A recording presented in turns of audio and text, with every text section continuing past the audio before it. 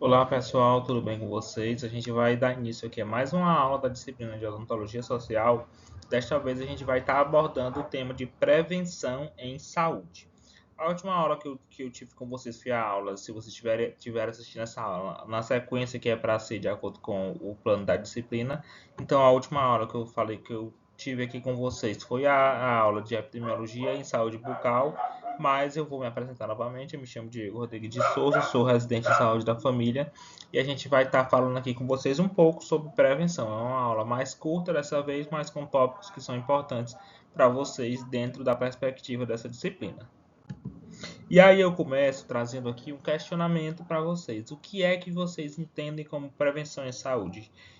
Como essa aula aqui é uma aula remota, vocês não têm como me estarem me respondendo aqui de maneira em tempo real, mas eu peço que vocês reflitam um pouco sobre o que vocês entendem como prevenção e depois, no final dessa aula, vocês poderão trazer se o que vocês pensam de prevenção é realmente aquilo que a gente tem como prevenção, se pensam alguma coisa diferente, e aí a gente vai poder tá percebendo um pouco, a partir do conteúdo, se a visão que a gente tem, às vezes até mesmo pelo senso comum, é aquilo que a gente, quando vai se debruçar sobre o tema de maneira mais aprofundada, de maneira mais embasada, a gente está realmente tendo uma visão que é o correto sobre esse termo, tá bom? E aí, a gente não pode falar de prevenção sem falar de um conceito que é muito importante, que é a história natural das doenças.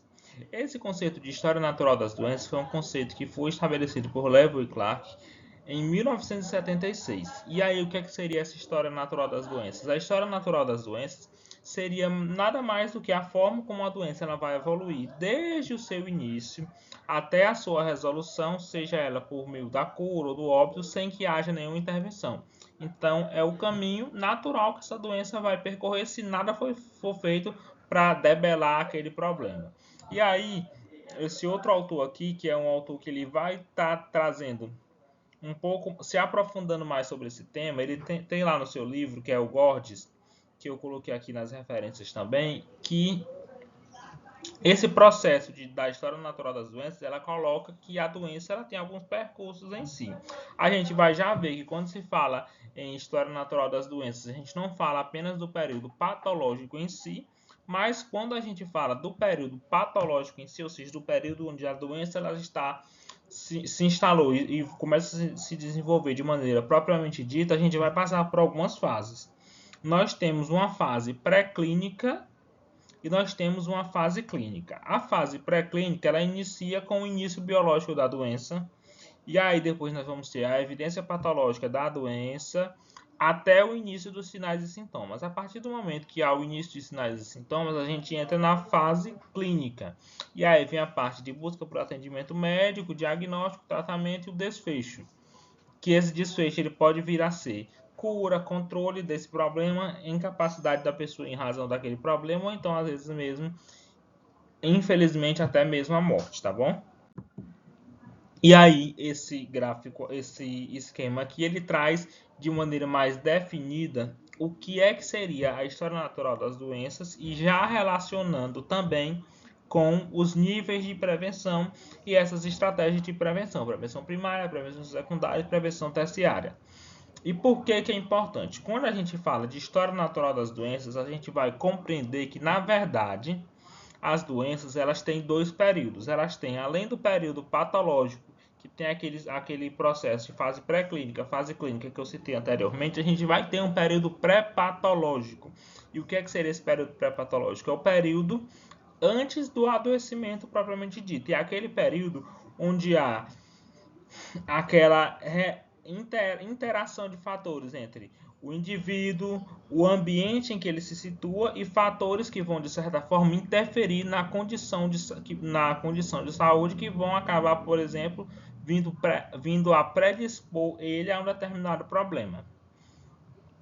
a partir do momento que a gente inicia no período patológico, a gente começa a ter o desencadeamento, né, dentro desse entendimento que as doenças elas vão passar por um curso, caso não seja, por um percurso, na verdade, caso ela não seja feito nada para controlá-la, nós vamos ter o período patológico, e aí vai ser iniciado com alterações precoces, primeiros sintomas, doença avançada e fase de convalescência. A gente compreender a história natural das doenças, quando a gente fala de prevenção, é muito importante. Por quê?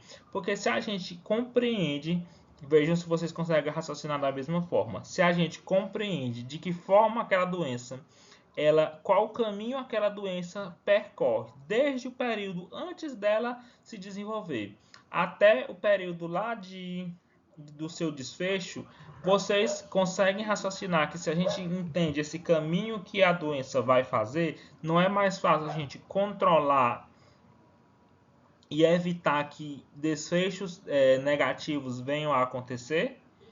Então, por isso que quando a gente fala de prevenção, a gente traz esse termo de história natural das doenças. E aí, quando a gente compreende cada um desses períodos, a gente vai entender que para cada uma dessas fases existem estratégias de prevenção diferentes e níveis de prevenção diferentes.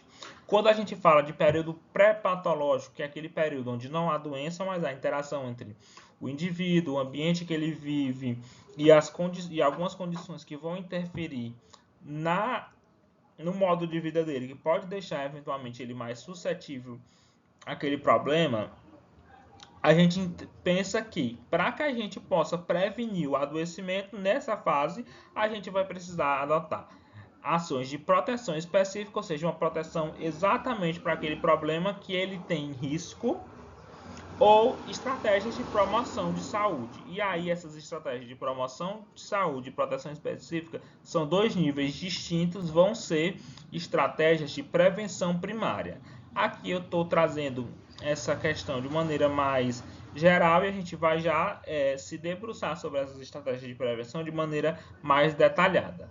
Quando a gente fala já do período patológico, nesse período onde a gente tem alterações precoces, ou seja, alterações muito iniciais, sintomas ali bem incipientes ainda, e a gente começa a trabalhar pelo diagnóstico e o tratamento precoce para que aquela doença ela não progrida e ela não vai evoluir de maneira que ela impacte mais negativamente no indivíduo. A gente está falando de diagnóstico precoce, a gente está falando de limitação de dano. E quando a gente fala de estratégia de diagnóstico e tratamento precoce ou de limitação de danos, a gente vai estar falando de estratégias de prevenção em nível secundário.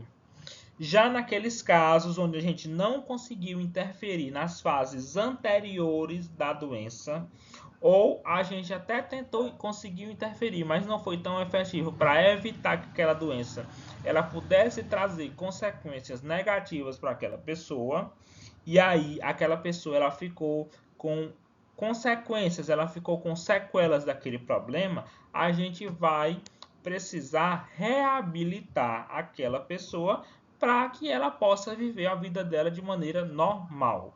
Então, quando a gente começa a trabalhar nessa perspectiva de reabilitação, a gente já vai estar falando de prevenção terciária. E aí esse esquema ele ilustra muito bem como é que acontece a história natural das doenças, quais são o percurso que essa doença ela vem a percorrer, e para cada fase desse percurso a gente tem já estratégias de prevenção que podem ser utilizadas para evitar com que essa doença ela siga esse curso natural e venha a ter desfechos que são negativos para as pessoas. E aqui adiante eu tenho um esquema que ele é basicamente esse mesmo esquema que eu mostrei para vocês anteriormente, só que ele foi feito sob uma perspectiva diferente e foca mais na questão da prevenção. Então eu falei que período pré-patogênico, período pré-patológico, depende da nomenclatura do autor, às vezes ele vai falar pré-patogênico, pré-patológico.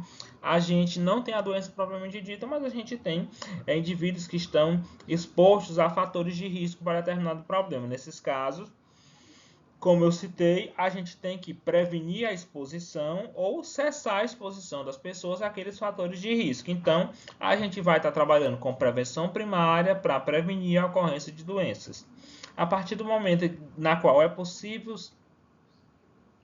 a gente fazer um diagnóstico precoce, que aquela pessoa ela já tem sinais biológicos da presença daquele determinado problema, e aí quando a gente se preocupa em diagnosticar precoce, diagnosticar no início, para evitar que aquele problema ele vá conseguir progredir de maneira mais grave, a gente vai estar falhando em prevenção secundária, que nada mais é do que esse rastreamento e busca de casos. Rastreamento e busca de casos de maneira mais incipiente para que a gente possa intervir de maneira adequada. Já quando a gente já está falando em estágios mais avançados, onde aquela pessoa ela já infelizmente já vai ter que lidar com efeitos daquela enfermidade, ainda assim a gente pode sim trabalhar de maneira preventiva, porque aquela doença ela traz aquele problema, ele pode vir trazer sequelas negativas para a vida daquela pessoa. Então a gente ainda tem que atuar para prevenir os efeitos dessa enfermidade. Então a gente vai estar tratando já de prevenção terciária. Bom, e aí eu já falei sobre essa questão da história natural das doenças, já comecei a falar dos níveis de prevenção, mas agora a gente vai adentrar nesses níveis de prevenção de maneira mais enfática. Então, eu até falei aqui agora, já para vocês podem ter percebido, em níveis de prevenção, porque muitas vezes a gente está estudando e vê lá, às vezes até mesmo em editais de concurso, vocês ainda estão na graduação, não estão tão habituados a isso, eu imagino, mas quando vocês forem ver mais à frente, vocês vão perceber que é algo que é muito presente também nesses processos seletivos, provas de concurso e tudo. Então é um tema que realmente é importante para além da formação em odontologia, para você adentrar no serviço público ou qualquer outro tipo de processo seletivo. É um assunto que acaba sendo bastante cobrado. Então a gente fala às vezes em níveis de prevenção e a gente pensa, níveis de prevenção é prevenção primária, prevenção secundária e prevenção terciária. Só que quando a gente estuda, a gente vai entender que o que os autores eles trazem, na verdade eles trazem de uma maneira diferente. A gente tem essas medidas de prevenção, que são as medidas de prevenção primária, secundária, terciária, e dentro dessas medidas de prevenção vão estar situados os níveis de prevenção. Existem 5 níveis de prevenção e eles se distribuem entre cada nível. Não é que cada nível, alguns desses níveis, por exemplo, prevenção primária, nós vamos ter 2 níveis de prevenção que vão ser colocados como medidas de prevenção primária. Já prevenção secundária, mais outros 2 níveis de prevenção que estão dentro da prevenção secundária. E prevenção terciária, o nível que falta. Então, eu vou já explicar isso para vocês de maneira mais fácil, mas se vocês entenderem apenas essa definição e que tipo de estratégia está envolvida em cada uma, já é o suficiente para que vocês possam dominar de maneira eficiente esse conteúdo. Então, vamos lá. Prevenção primária, quando a gente fala em prevenção primária, a gente está falando em ações para a manutenção da saúde. É a prevenção, como vocês viram ali nos outros slides, da ocorrência da fase patológica. Então, as medidas de prevenção primária elas vão acontecer naquele período pré-patogênico. Então, ele vai a prevenção primária ela busca evitar que a fase patológica venha a ocorrer. A prevenção secundária, a gente viu que ela está muito voltada ali para aqueles casos iniciais, para que a gente possa intervir de maneira mais rápida possível. Então, são ações que são orientadas para o período já patológico, só que a gente vai estar tentando prevenir a evolução do processo patológico no organismo. Já em relação à prevenção terciária, a gente viu que a gente já atua quando a gente fala em história natural das doenças, a gente atua já lá na fase final, que na verdade, são ações orientadas para a fase final do processo. Ela consiste em estratégias utilizadas para atenuar a invalidez e promover o ajustamento do paciente a condições que são irremediáveis. Por exemplo, um paciente que precisa utilizar a prótese dentária. A prótese dentária é uma medida de prevenção terciária para a gente prevenir o que a cárie, provavelmente, ou então doença periodontal, seja qual for o problema que fez ele perder um elemento dentário. Então, a prótese dentária já é uma estratégia de prevenção terciária para promover o ajustamento do paciente àquela condição de perda de dentes que ele veio a ter.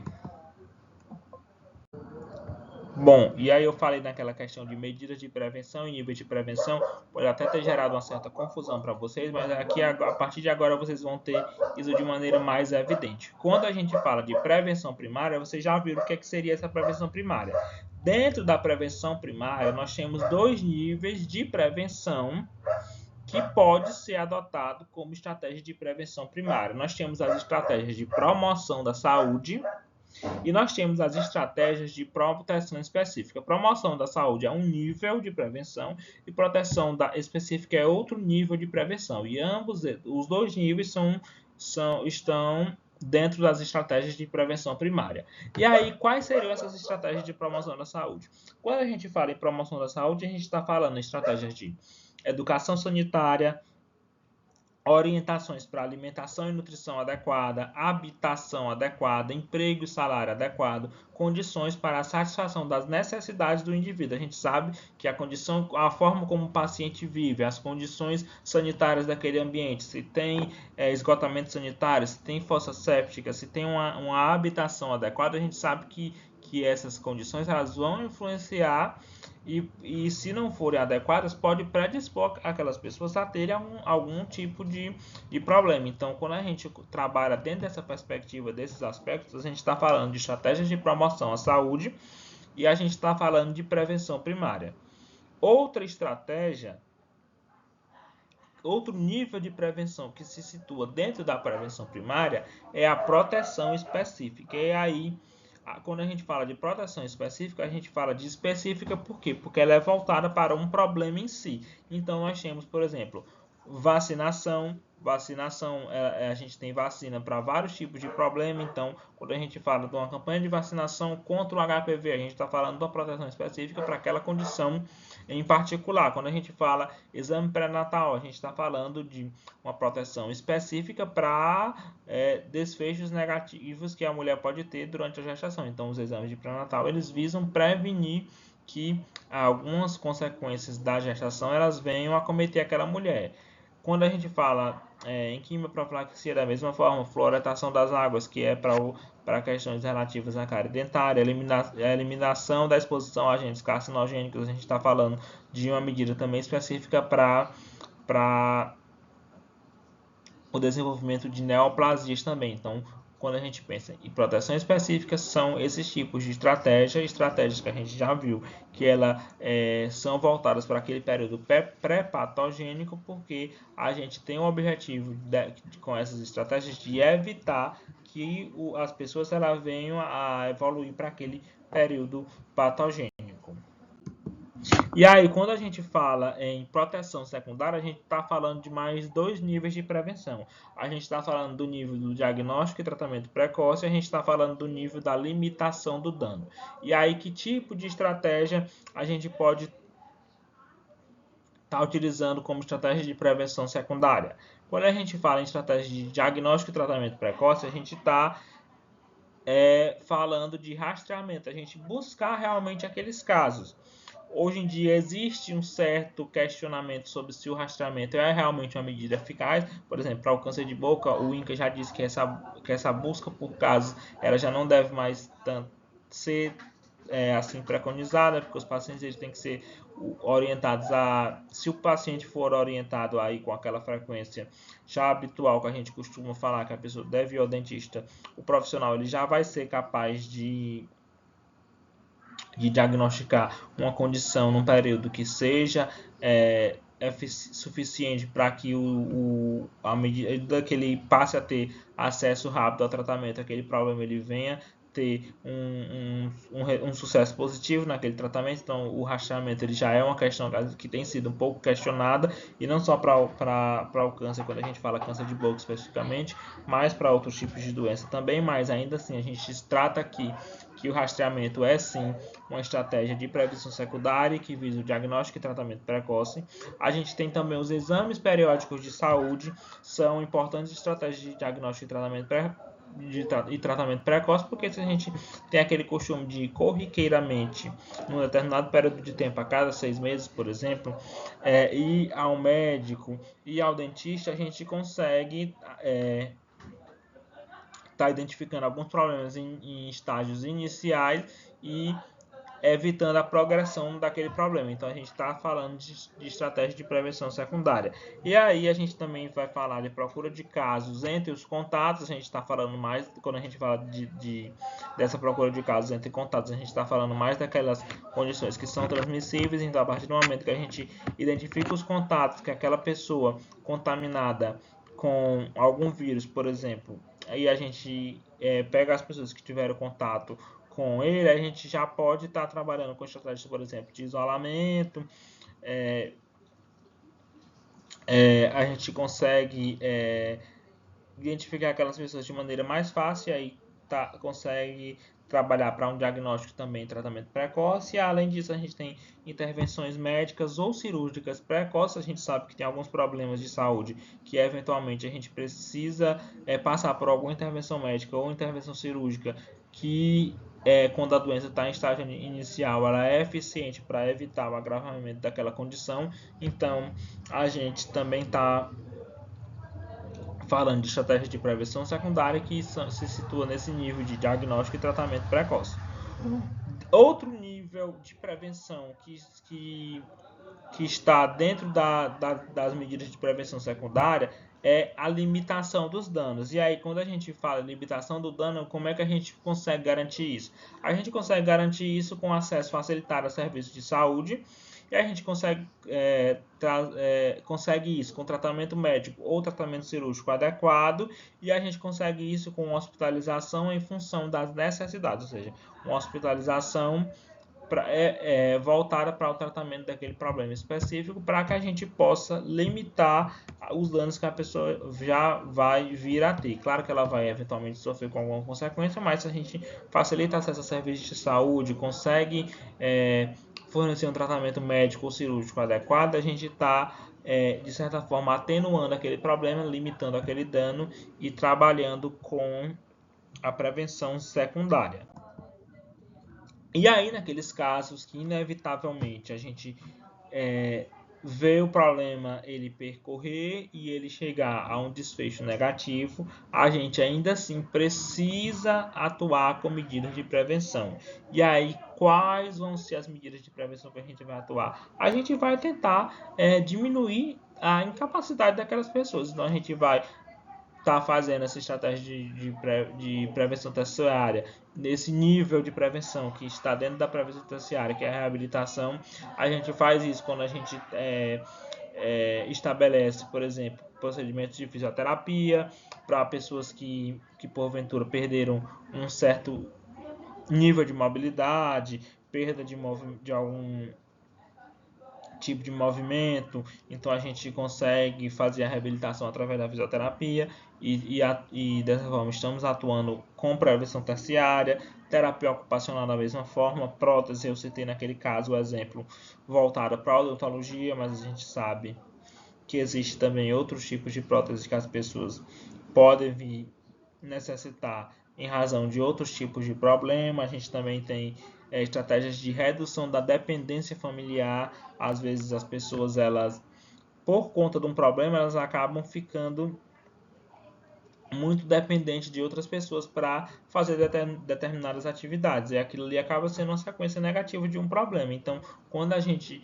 atua para reduzir a dependência, a gente também está atuando no processo de reabilitação e também redução da dependência social, que é mais ou menos parecido com a questão da dependência familiar, só que já voltado para para uma questão além das pessoas do meio familiar, mas para todas as pessoas do meio que aquela pessoa vem a conviver, os locais que ela frequenta e tudo mais. Então, quando a gente fala em reabilitação, em atenuar danos, a gente está falando de prevenção terciária. E aí, a gente, quando vai ver lá o que Levy e Clark trouxe com a história natural das doenças e trazendo os níveis de prevenção, a partir do momento que a gente compreende essa questão da história natural das doenças, a gente compreende essa questão dos níveis de prevenção e a gente compreende essas medidas de prevenção primária, prevenção secundária, prevenção terciária, a gente às vezes acha que é só aí, porque os livros de epidemiologia, os livros de saúde coletiva, eles vão falar só disso. Só que existem conceitos novos que, à medida que o tempo foi passando e diante das necessidades dos serviços de saúde que os profissionais foram percebendo, passou-se a ser vista a necessidade de se incluir dentro dessa conceituação uma nova estratégia de prevenção. E nesse caso, nós estamos falando, por exemplo, da prevenção quaternária. Essa prevenção quaternária, se vocês forem pesquisar mais sobre ela, vocês vão perceber que ela nasceu muito voltada para atenção em saúde dentro da atenção primária e principalmente dentro desse contexto de se buscar uma maior humanização nos tratamentos médicos. Então, esse conceito, aqui nós temos um percurso histórico que eu coloquei esse artigo que ele vai fazer, ele está falando de um ponto de vista muito específico, que é prevenção quaternária para a humanização na atenção primária, mas ele é um artigo que eu achei muito bom porque ele traz todo o percurso histórico e ele traz todo o aspecto conceitual da prevenção quaternária. Então, é um conceito que como eu estava falando aqui para vocês, ele surgiu justamente desse processo de evolução que a medicina passou a ter e, de certa forma, trouxe, à medida que o tempo foi passando, um desencanto com o cuidado biomédico. E aí, esse desencanto com o cuidado biomédico, esse veio por conta desses motores da medicalização excessiva. A gente percebeu que, devido a as pessoas estarem cada vez mais convivendo com determinados tipos de problema, a gente tem percebido, e até por uma questão às vezes mesmo até mercadológica da própria indústria de medicamentos, a gente tem visto cada vez mais esse processo de medicalização excessiva. Hoje em dia, para tudo, a gente até mesmo tendo conhecimento disso, nós mesmos nos colocamos nesse tipo de condição. Então, diante desse contexto, diante desse problema, passou-se a buscar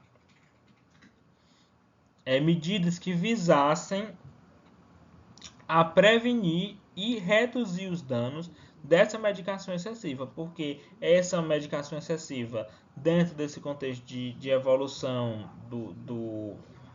da própria medicina e do que ela trouxe em razão disso, a gente trouxe essa questão da medicalização excessiva. Essa medicalização excessiva ela trouxe danos porque as pessoas acabam se submetendo a estratégias que são, de certa forma, bastante agravantes e além daquilo que aquela pessoa eventualmente necessitaria. Então surgiu-se esse conceito de prevenção quaternária, que é nada mais é.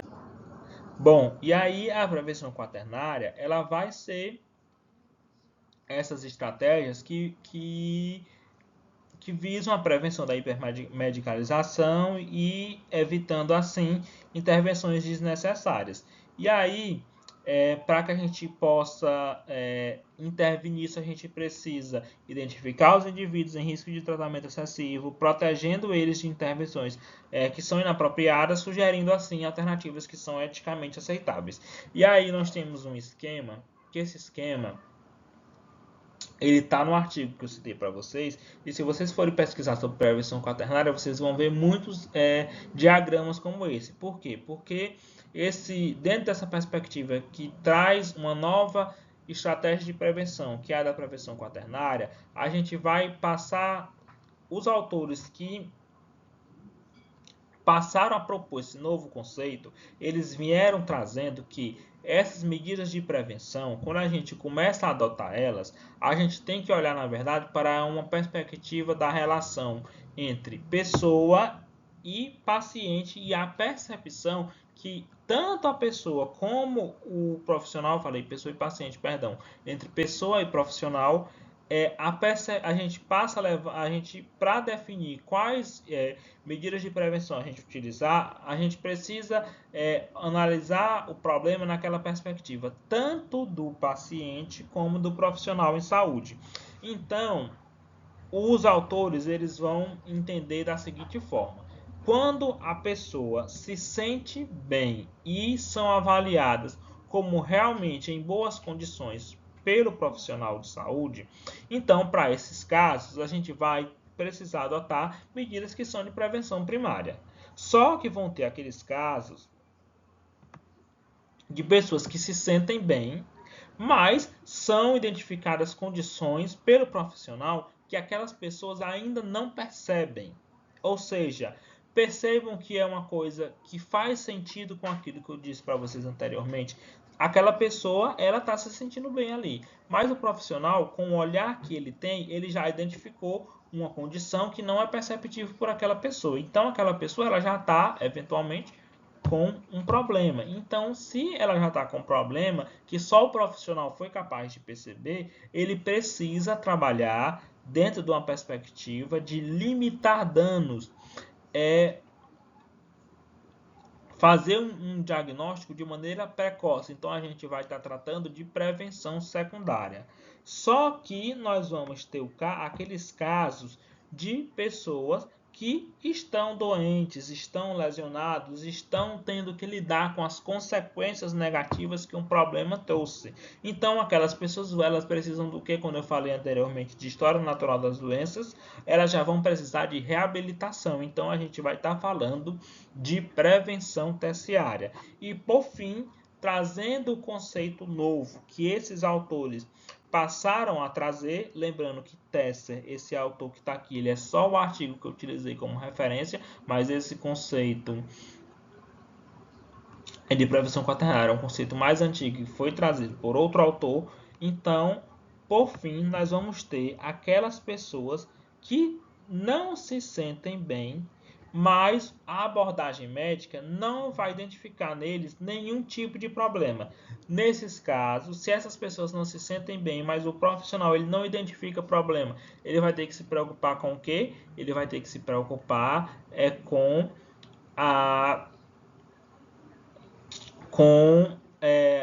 a medicalização excessiva, para que aquela pessoa ela não venha a ser eventualmente orientada a buscar um tratamento que é desnecessário. Então, nesse caso, a gente vai estar adotando essas medidas de prevenção quaternária, que é justamente isso que eu expliquei. Então, gente, essa disciplina é de odontologia social. Então, a gente não pode estar falando de medidas de prevenção sem dar esse enfoque. Eu falei sobre o que é prevenção, que tipo de estratégia de prevenção nós temos, quais são os níveis de prevenção. Só que a gente agora vai passar. Claro que vocês vão perceber que eu vou falar de maneira um pouco mais geral, mas os livros de saúde bucal coletiva, de saúde coletiva, eles vão trazer, quando eles falarem de prevenção, eles vão trazer essas estratégias que são adotadas para outros problemas de saúde, mas são estratégias muito pertinentes para prevenção das doenças bucais. Então, a gente vai estar falando a partir de agora de algumas estratégias que são utilizadas, os tipos de estratégias que existem para a gente estar desenvolvendo ações preventivas, e a gente vai ver dentro dessas estratégias alguns exemplos para que vocês possam entender de maneira prática como é que essas estratégias funcionam, tá bom? Então, a primeira estratégia de prevenção que a gente tem é uma estratégia que, por conceito, tem esse nome. É a estratégia populacional. E essa estratégia, quando a gente pensa em estratégia populacional, a gente já deve ter mais ou menos uma ideia do que é que ela propõe. São estratégias que são voltadas para problemas que estão espalhados na população de maneira geral. Então, essas estratégias elas são direcionadas para todas as pessoas, independentemente daquela pessoa elas ter risco, ser de alto risco ou de baixo risco, ou seja, quando ela é direcionada para todas as pessoas e ela não se importa se aquela pessoa ela é uma pessoa de alto risco para aquele problema, se ela é uma pessoa de baixo risco, ela foca em buscar fazer com que menos pessoas na população geral passe a ser exposta às causas ou que um grande número de pessoas seja exposto a fatores protetores para aquela condição. E são estratégias que vão vir, quando desenvolvidas de maneira eficaz, elas vão vir a promover uma redução da incidência de doenças. E aí, quando a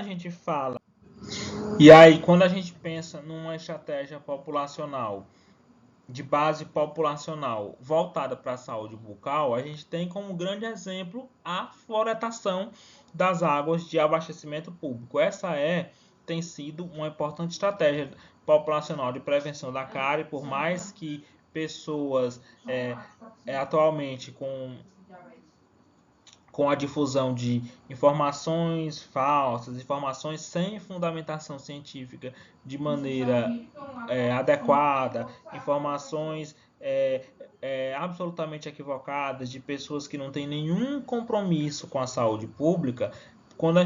Por mais que a gente ainda veja isso, a gente sabe que a fluoretação das águas de abastecimento público é sim uma medida eficiente contra a cárie dentária. E ela é uma estratégia populacional porque qualquer pessoa que mora numa cidade que tem a fluoretação do sistema público de abastecimento de água, ela vai ser exposta a um fator protetor. Então, não vai ser só a pessoa que está com alto risco para cárie, todas as pessoas da população vão ser expostas àquele fator protetor. Então, por isso que a gente fala de uma estratégia de caráter populacional. E aí a gente traz esse exemplo que eu citei para vocês através de uma evidência da literatura, com esse artigo que ele buscou avaliar a efetividade da fluoretação das águas da água em um país de renda média. Esse conceito de renda média é um conceito lá do Banco Mundial, mas esse artigo aqui ele utilizou esse adjetivo para se referir ao Brasil, um artigo de revisão sistemática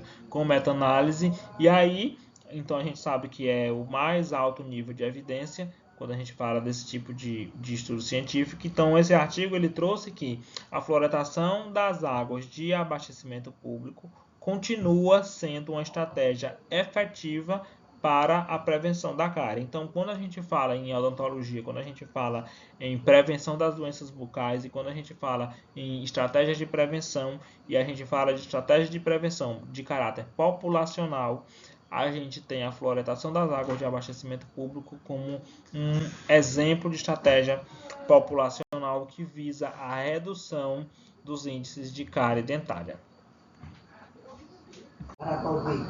E aí, outra estratégia que nós temos é a estratégia de alto risco. E aí ela vai se diferir da outra estratégia de prevenção que eu falei para vocês, que é aquela estratégia populacional. Por quê? Porque a estratégia de alto risco, o nome já diz, ela possui são estratégias individualizadas que são direcionadas para indivíduos com alta suscetibilidade de doenças bucais. Então, esse tipo de estratégia, assim como possui vantagens, ela também possui algumas desvantagens. Eu vou elencar aqui para vocês agora. Como vantagem, nós vamos ter uma intervenção que ela vai ser sensível e adequada à capacidade do indivíduo. Ela vai evitar intervenções desnecessárias em grupos de baixo risco. Então, quando a gente pensa em prevenção quaternária, como eu disse ali anteriormente para vocês, em evitar com que as pessoas sejam expostas a intervenções desnecessárias. Então, pensando nesse aspecto, essa estratégia de alto risco ela tem uma como vantagem porque ela só foca nos indivíduos de alto risco, então ela evita com que pessoas venham necessitar de sofrer intervenções sem que houvesse até sequer necessidade para aquele tipo de intervenção. E aí, quando a gente pensa numa estratégia que é focada para um grupo específico, a gente consegue ter um melhor direcionamento de recursos. Então aí a gente já está falando de algo positivo, principalmente do ponto de vista da gestão pública. Já como desvantagens, a gente vai ter que eventualmente essas estratégias elas não são tão efetivas assim, elas vão necessitar da, como a gente tem como foco específico aquele indivíduo, uma ação direcionada de maneira muito particular para ele, a gente às vezes vai ter que lidar com a dificuldade de cooperação do paciente. Fora isso, a gente tem como desvantagem a culpabilização da vítima, que é aquela questão de colocar a pessoa como doente, ele só está assim porque ele quer. Então a gente acaba tendo isso como desvantagem, porque quando a gente foca só naquele indivíduo em si, a gente está de certa forma fazendo isso. E aí a gente acaba tendo muitas vezes reincidência da doença e gera uma certa dependência das pessoas daquele tipo de estratégia ali para ele estar evitando aquele problema. E aí, quando a gente fala em estratégia de alto risco e pensa em doenças bucais, eu falei numa perspectiva de cárie dentária ali anteriormente, e aí nós vamos ter indivíduos que têm certas condições que acabam tornando ele mais suscetíveis a desenvolver cárie dentária. E uma pessoa que ela utiliza aparelho ortodôntico, a gente sabe que ele está realmente mais suscetível a desenvolver cárie dentária, porque o controle de placa para quem usa aparelho é dificultoso, ele exige um cuidado mais acentuado ainda em relação à higiene bucal. Então a gente precisa adotar para essas pessoas, eventualmente, estratégias muito específicas, voltadas para aquele grupo que tem alto risco. Então,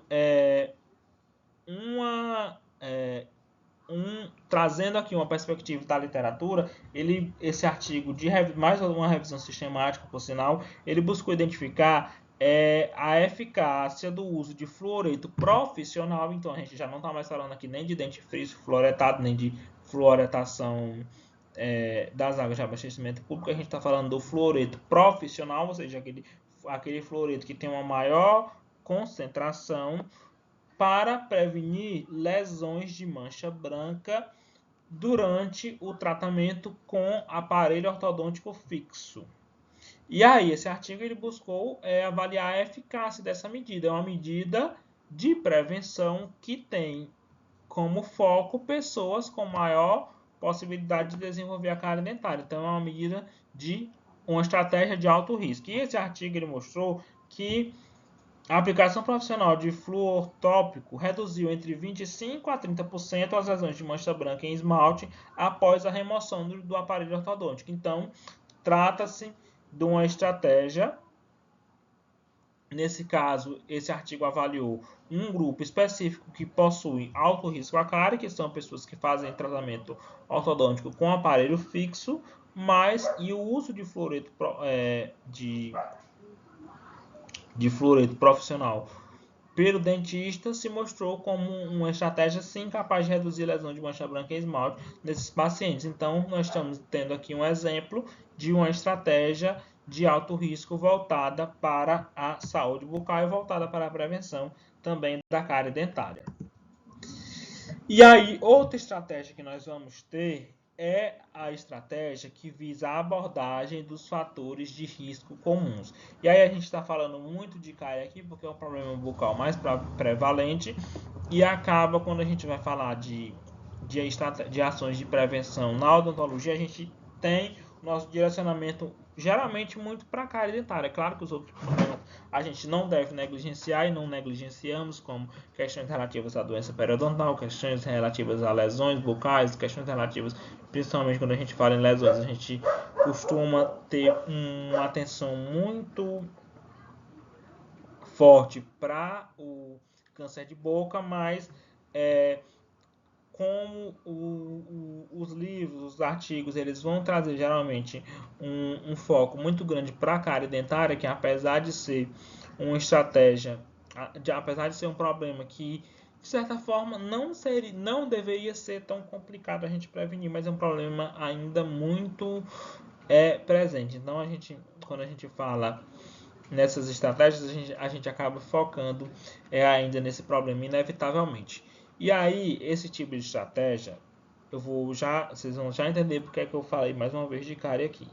Ele busca evitar a duplicação de esforços para que a população ela deixe de receber mensagens conflitantes. E aí, onde é que eu quero chegar?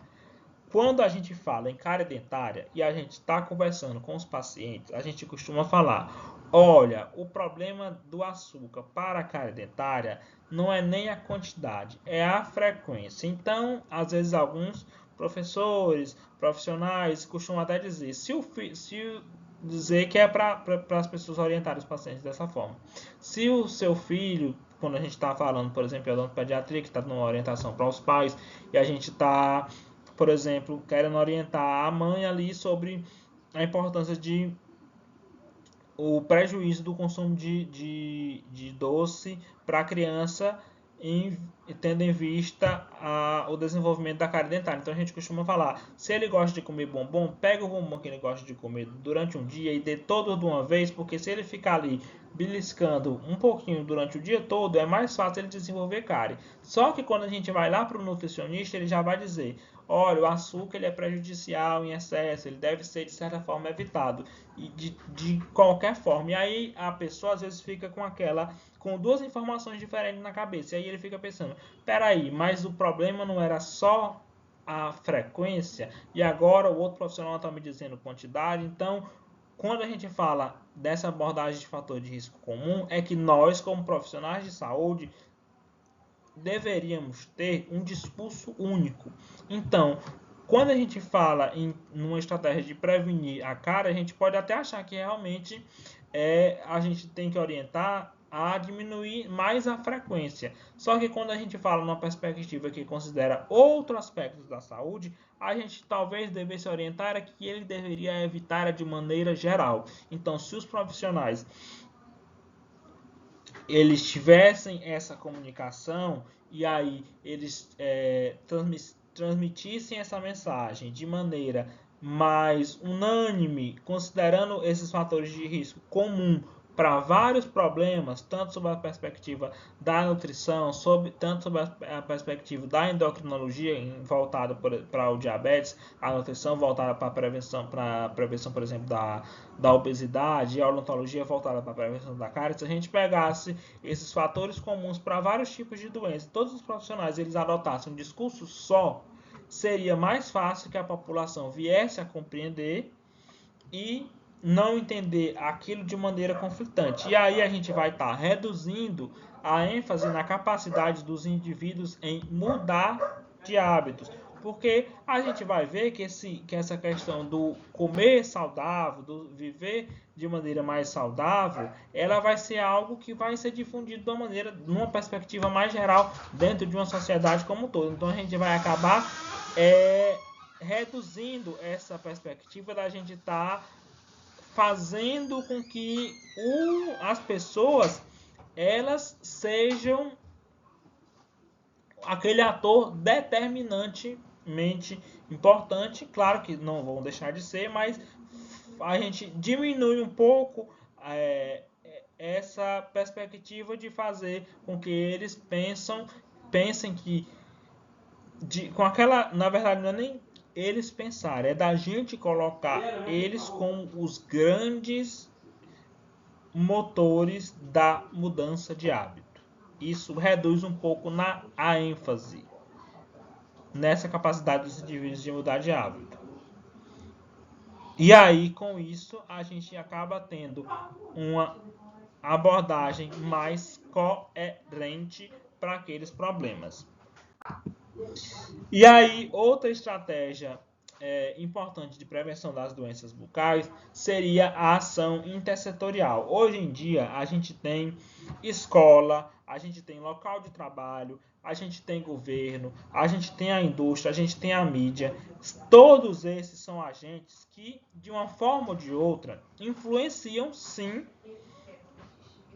no estilo de vida das pessoas. E aí, se as nossas ações como profissionais de saúde buscassem realmente uma parceria com outros entes da sociedade que de certa forma exercem uma influência sobre o modo de vida das pessoas, às vezes esses outros atores exercem mais influência sobre o modo de vida das pessoas do que aqueles que são agentes realmente de propagação da saúde, que são os profissionais de saúde, ou seja, os médicos, enfermeiros, dentistas, nutricionistas, fisioterapeutas e tantos outros profissionais na área da saúde. Às vezes esses outros entes, por mais que não sejam entes da saúde, eles acabam exercendo mais influência, as pessoas se sentem mais persuadidas por esses entes do que pelos profissionais de saúde. Então, quando a gente fala em ação intersetorial, a gente busca parcerias com esses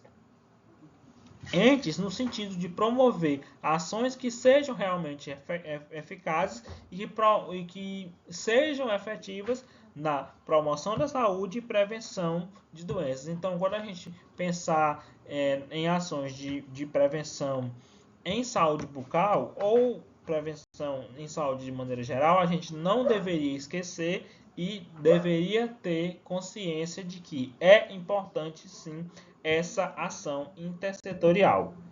E aí, de que forma é que a gente pode fazer essa ação intersetorial na odontologia? A gente pode fazer essa ação intersetorial na odontologia, por exemplo, com treinamento de outros profissionais de saúde.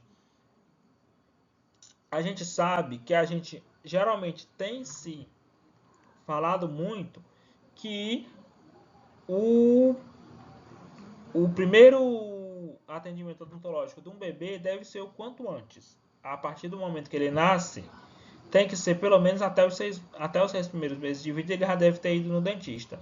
Só que às vezes a mãe não vai, não tem acesso, só que o cuidado que essas mães às vezes precisam receber são cuidados que eventualmente até o próprio enfermeiro poderia dar. E por que é que o dentista, porventura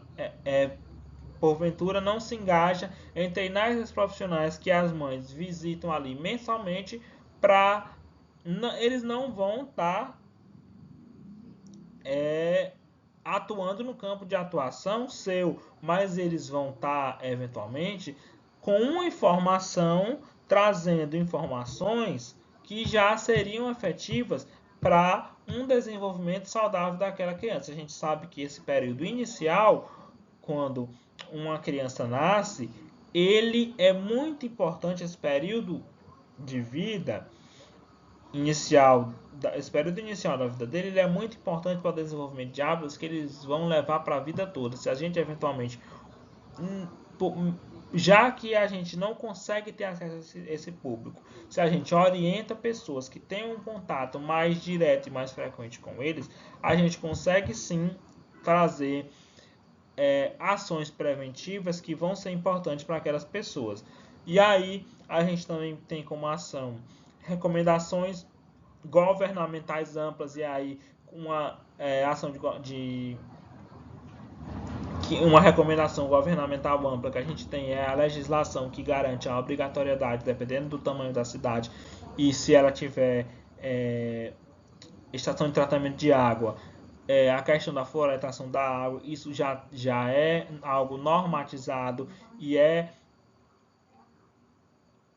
uma ação que, por mais que eu já tenha falado ali para vocês como outro tipo de ação, mas quando ela acontece, ela surge a partir de uma questão que é da odontologia, mas ela, a partir do estudo que veio das pessoas que estudam odontologia, e aí elas chegam na esfera de governo e viram algo mais amplo, elas é sim uma ação intersetorial e pode ser extremamente efetiva no controle de problemas voltados para a saúde bucal. E aí outras questões que a gente também pode ter são voltadas para a alimentação, e aí no caso seria incentivar a educação alimentar nas escolas. A gente sabe que as escolas elas exercem influência muito grande no modo de vida das pessoas, e aí a gente precisa fazer com que as pessoas elas cresçam com essa noção da importância da alimentação saudável. E aí, um ambiente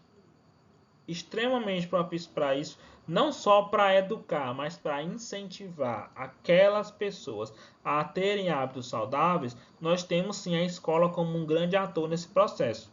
E aí nós vamos ter também outra estratégia, que é estratégia que pode ser colocada como uma estratégia intersetorial para promoção, para prevenção de problemas bucais, é a política de incentivo à alimentação saudável. Se a gente tivesse uma política de incentivo que, por exemplo, buscasse tornar mais acessível, com eventualmente redução de impostos de alimentos que têm origem saudável, a gente poderia sim estar incentivando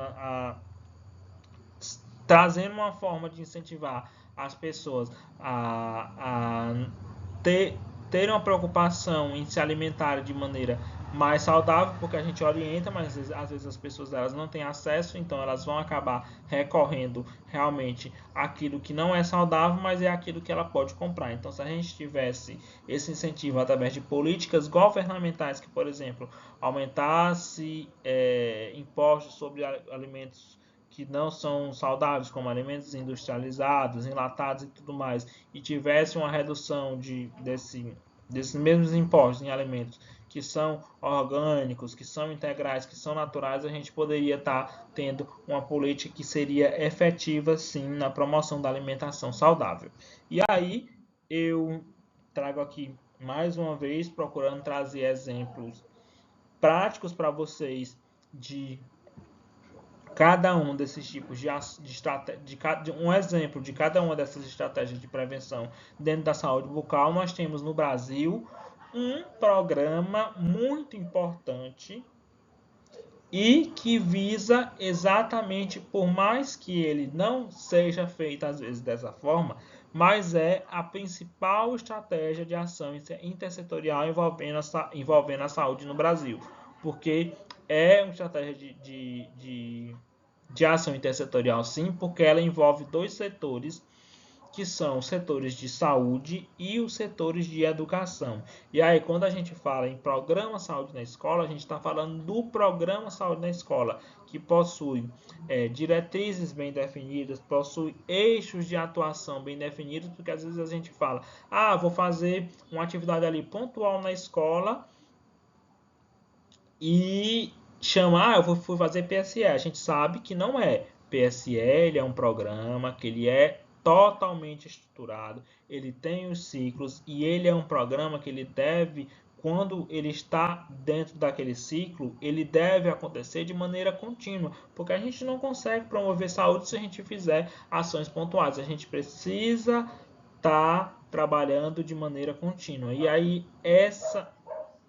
educação e saúde são importantes aliados para promover saúde num público que, por estar ali na escola, é um público de fácil acesso e um público muito importante quando a gente busca mudar hábitos, busca realmente prevenir que as condições de saúde, de prevenir o desenvolvimento de problemas de saúde, fazendo com que cada vez mais as pessoas elas desenvolvam menos problemas. E aí, trazendo mais uma vez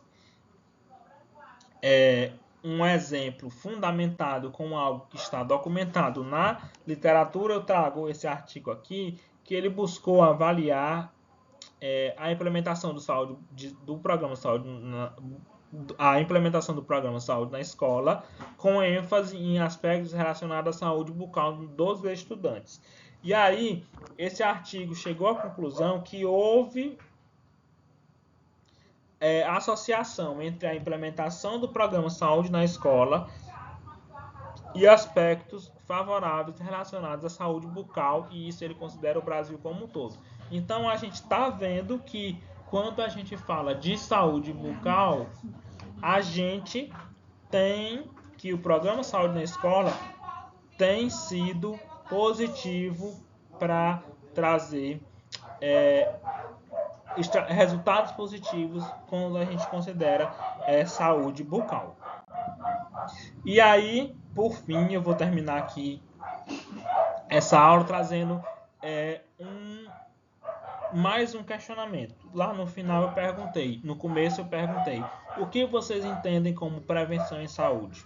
E aí agora eu trago mais um questionamento. Após essa aula, sua percepção sobre prevenção mudou? Então eu posso imaginar a resposta de vocês. Quando a gente pensa de maneira muito genérica em prevenção, eu acredito que o que a gente tem pelo senso comum como prevenção não é nada diferente do que os exemplos que eu eventualmente trouxe para vocês aqui nessa aula. Eu acredito que o que vocês pensaram sobre prevenção é o que vocês viram aqui. Só que quando a gente fala em prevenção, a gente precisa entender que prevenção ela não pode ser feita de qualquer forma. Então, nós temos diferentes estratégias de prevenção, nós temos diferentes níveis de prevenção e esses níveis, essas estratégias, elas têm sua aplicabilidade específica de acordo com o objetivo que a gente busca e de acordo com a condição que a gente está tratando. Então, por mais que essa aula, ela talvez não tenha trazido para vocês algo diferente do que vocês já imaginavam, mas ela trouxe aspectos que são importantes para que vocês possam entender que prevenção não pode ser feita de qualquer jeito e existe sim toda uma base conceitual para que a gente possa fazer prevenção em saúde de maneira adequada. Então, essas são as referências da nossa aula, os artigos que eu utilizei para elaborar esse material aqui para vocês. Nós temos aqui mais uma página de referência. Vocês viram que tem muitos artigos, além dos livros que eu utilizei, mas aqui está o nome de todos eles e são livros que estão disponíveis aí na internet para serem acessados de maneira muito fácil. Então, vocês podem encontrá-los para estar estudando também. E aqui eu agradeço mais uma vez por vocês estarem assistindo essa aula. Eu espero que vocês tenham gostado, espero que vocês possam ter compreendido o que eu trouxe aqui para vocês, mas como sempre eu falo, eu estou à disposição para esclarecer qualquer dúvida. Vocês também têm a professora Bruna para estar esclarecendo qualquer questionamento, ela também pode estar trazendo qualquer questionamento que vocês tenham sobre essa aula, ela pode estar trazendo até mim, e eu deixo aqui também uma forma de vocês acessarem os slides da aula e alguns desses artigos, alguns desses materiais que eu utilizei aqui na aula, está disponível também nessa pasta e eu deixo aqui disponível para que vocês possam acessar, tá bom? Então, se tiver algum problema para acessar, se tiverem dificuldade em abrir o link, abrir os artigos, abrir as pastas, vocês podem estar entrando em contato que eu estou à disposição de vocês, tá bom? Muito obrigado mais uma vez.